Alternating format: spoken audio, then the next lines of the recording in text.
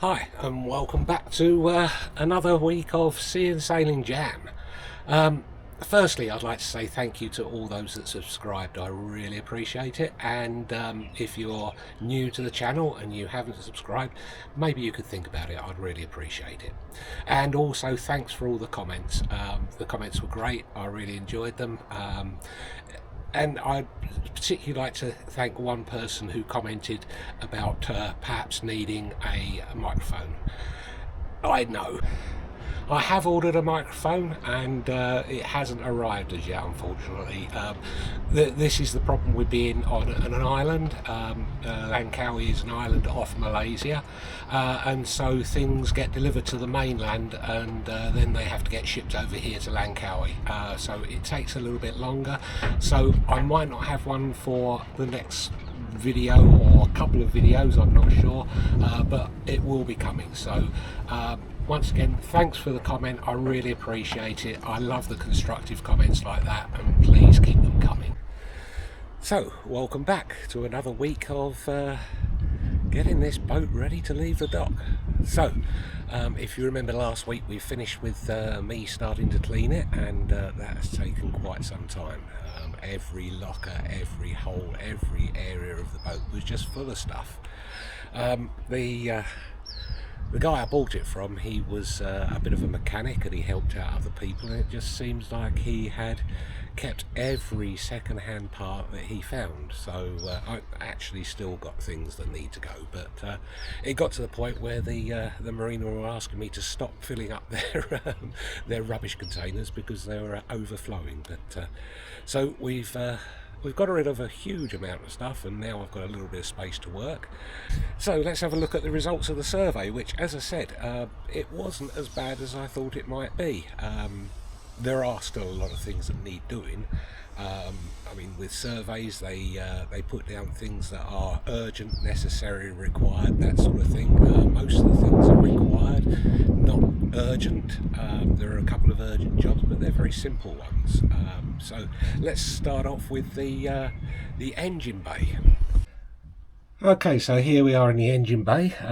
As you can see, we've got quite a nice reconditioned engine in here, so that's good. Very little needs doing here, and you would think it would be very, very quick to do, but there are problems which I will come to in just a moment. Let's just put the light on for you. There you go, look at that. That's a nicely lit up engine bay. So here on the survey, only a couple of things came up. One is this, very easy fix, just tighten up that alternator belt and the sea strainer, which is not attached to anything, so we've just got to attach that. Once again, another fairly quick fix. Just needs screwing back. I don't think these have to be absolutely vertical. I think we can do that at an angle, so it should be okay. And the other thing that came up is, as you can see perhaps just behind the engine, there's two batteries. One of those is for the engine start and one of them is for the water maker. Yeah, I've got a water maker.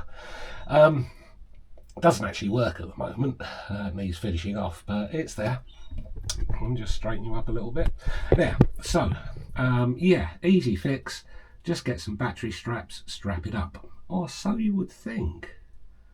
But have a look at the back here. We have quite a good access to get into the back of the engine just there through one of the cockpit lockers, and you'll see something nice bright and red there. Let's have a look from the top.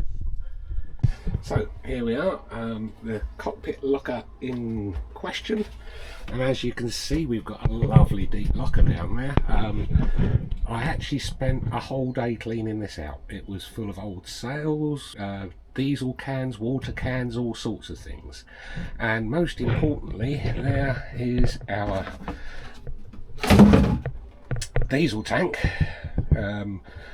Originally this boat was run on an outboard rather than an inboard. It had an inboard put on quite recently, and so it's got what you might call a day tank. Not a problem, it's about 55 litres. I think that's going to be enough for most things, but most importantly, he's actually mounted the diesel tank just where I need to get access to the back of the engine.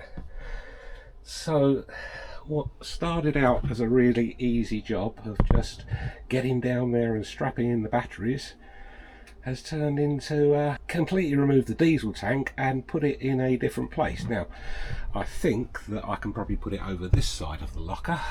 We've got support at the back there, we've got some supports at the front here, and I have also got some shelving down here somewhere that I can put across. So I think one of my first jobs is going to be to move the diesel tank, and it's going to go across here. I mean, one of the other things with the diesel tank is it's quite low down in the locker, and if you stack things up, how do you refill it when you're actually out sailing? You'd have to take everything out of the locker and then try and fill it down there. It just seems like such a unusual, shall we say unusual place to put it. Anyway, this is what I'm going to be doing first. Also in this this locker here, the bulkhead is rotten. Once again, it's not the end of the world, it's not a structural bulkhead, and it can be done in time.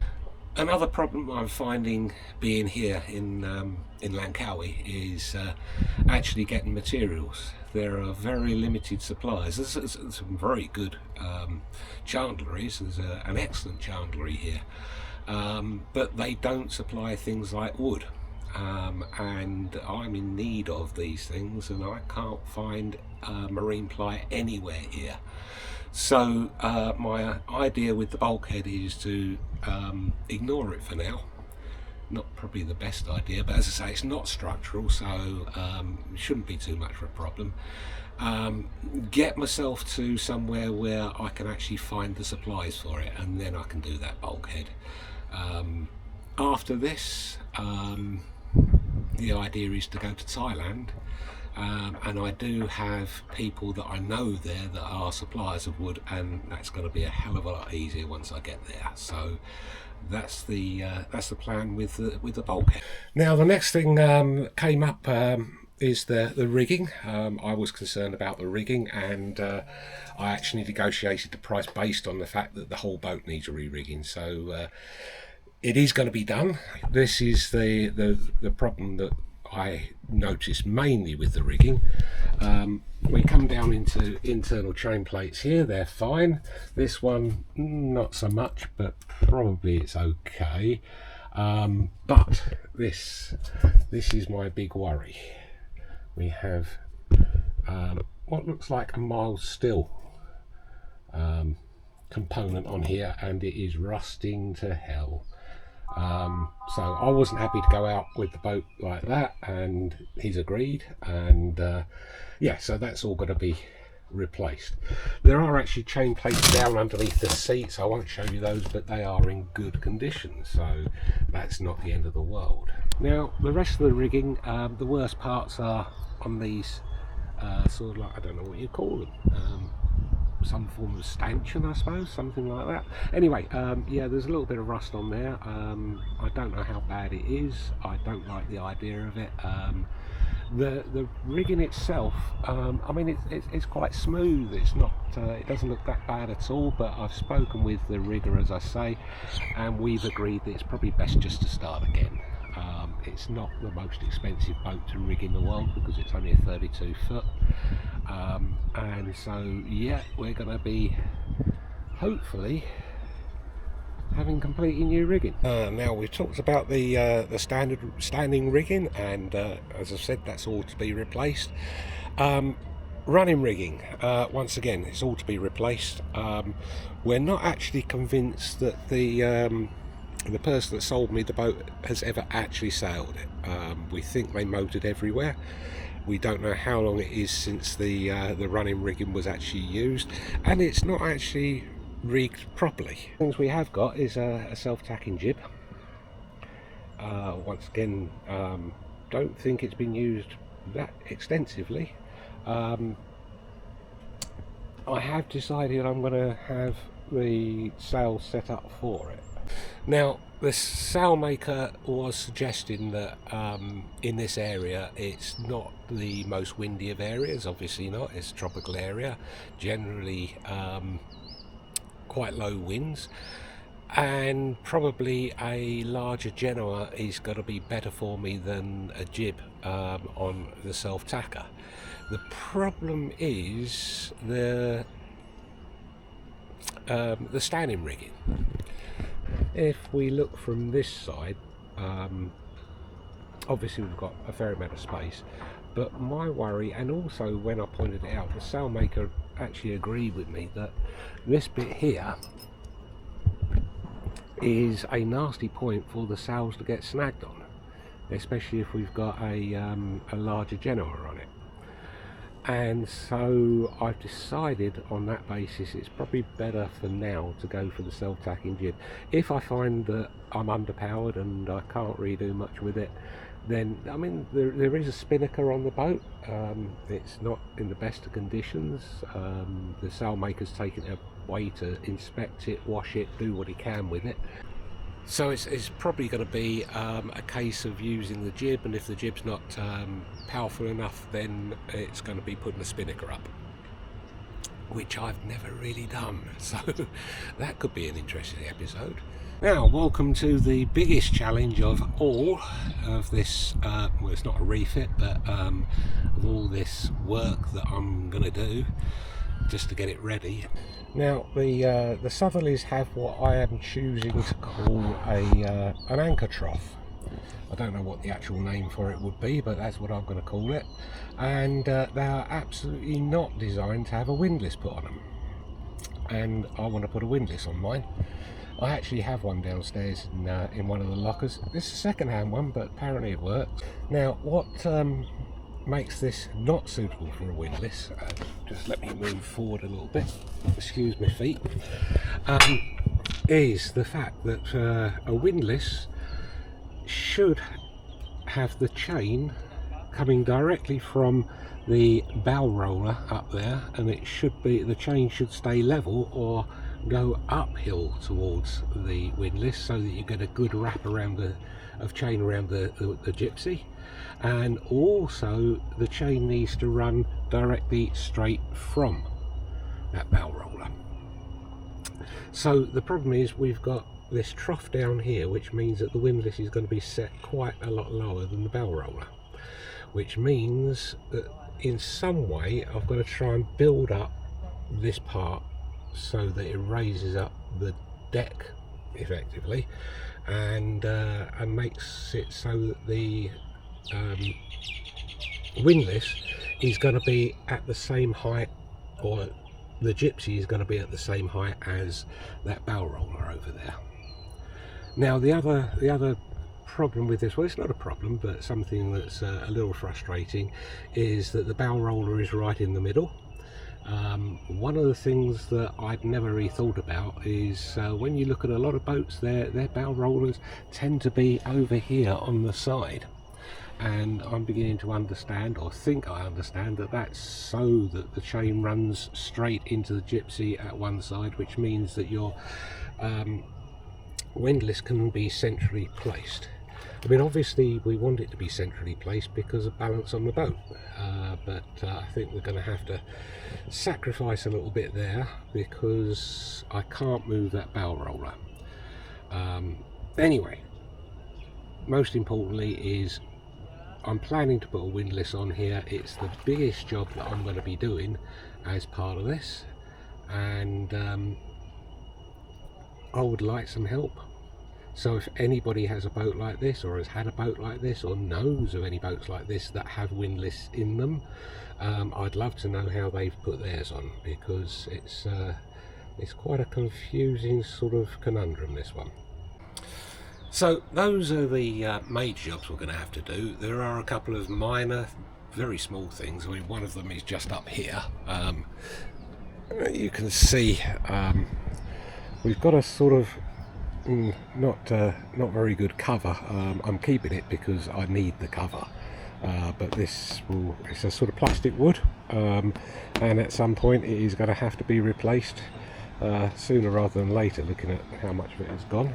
But one of the major problems is the fixings sticking up through it. They're very likely to catch on my brand new sails and rip them, so these are going to have to be ground off and a cover put on them. So it's a very minor thing, but it does need doing before we set off.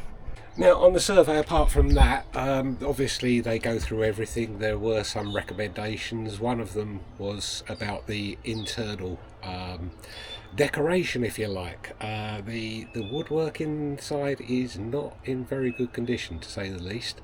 It's not that I can't live with it. I'm quite happy to live with it for a while, but at some point I do need to get around to refitting the inside, because it is looking a little bit messy. So that's something that we can be doing as we travel round. It's not something I need to do here, it's not something I need to do now. Everything's usable, apart from the cooker, actually. So in Malaysia they don't use gas regulators, they just have a clip-on, clip-off attachment for it, and I don't really like that idea. It seems a little bit, well, dangerous to me. It probably isn't, it's probably absolutely fine, but I'm not happy using it. So once again, when I get to Thailand, I know the type of regulators they use there, and I'm quite happy with those. So once I get to Thailand, I'll get somebody that knows what they're doing with marine gas, and get that properly plumbed in, and then I can start using the cooker. Currently I'm using a single burner camper stove, and that does fine for me. So yeah, these are minor things, or not minor things, refitting the inside is not a minor thing, but these are things that don't need doing now, and they can be done in the future. So we will be doing a full refit on the inside at some point. Okay, so I think we can leave it there. I think we've covered everything that needs doing before we set sail. We don't have a lot of time. There is a time pressure on this, because like many countries, there's visa requirements here. I arrived and I get a 90-day visa. That means I've got until the middle of March, so time is ticking on. So I want to try and get as much as possible done before March. Otherwise I'm going to have to leave the boat here, leave the country for a couple of weeks, come back and restart another visa. Something I don't really want to do, but if time doesn't permit, then I'm going to have to do that. So as I say, we need to get things done. I'm going to be starting as soon as I finish this video, or as soon as I finish editing this video and upload it. So I'll leave it there for this week. Thank you very much for watching, and don't forget, please, if you haven't already subscribed, I need the subscribers, and YouTube likes me all the time people subscribe. Remember, please, if you have subscribed, even leave a like, maybe share with somebody that might be interested in the video. I would really appreciate that as well. And for those that have already subscribed, thank you very much. I hope you've enjoyed this episode. I know it's a lot of talking, but next time we will actually try and get some work done. Okay, so see you next time.